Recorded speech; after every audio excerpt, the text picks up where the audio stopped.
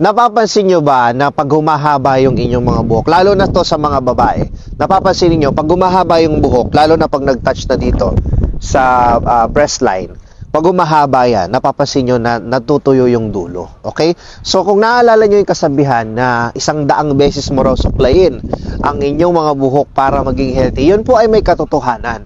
Ang kadahilanan po nun is yung ating oil na nanggagaling sa scalp ay nakakatulong para mag-protect at mag-treat dun sa mga buhok sa ilalim. So very logical lang yan. Pag sinuklay mo, ay di syempre bumabagsak yun sa dulo. So natitreat yung mga dulo na hindi na nakakakain ng nutrients na nanggagaling sa ating katawan. Okay, pero hindi lahat ng tao masipag magsuklay.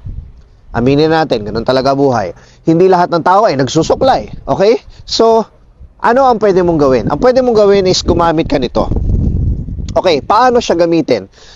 Basic lang. Di syempre, buksan mo yung takip. Pagkabukas mo ng takip, i-spray mo to sa iyong mga kamay. Okay? So, may lalabas siya ng product. Pagkalabas ng product, ang gagawin mo is spread mo and then ilalagay mo sa iyong hair. Bakit sa kamay? Okay? Bakit sa kamay? Pwede rin direkta sa buhok. Okay? Bakit sa kamay? Para nagkakaroon ka ng naikakalat mo. Okay?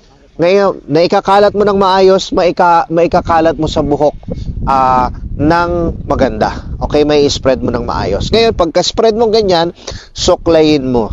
Okay? Ngayon, ayaw mo suklayin, pwede rin, kamayin mo na lang. Use your fingers or use comb. Okay? So, alin naman doon sa dalawa, ikaw na ang bahala. Okay. Hindi totoo yung wala ka nang gagawin. Hindi totoo yun. Kahit sa anumang aspeto ng buhay, meron kang kailangan gawin para ma-achieve mo yung gusto mo. So, ayun po. Maraming salamat sa pakikinig. Maraming salamat sa panonood. Ang inyong tagapagligtas. Maraming salamat po.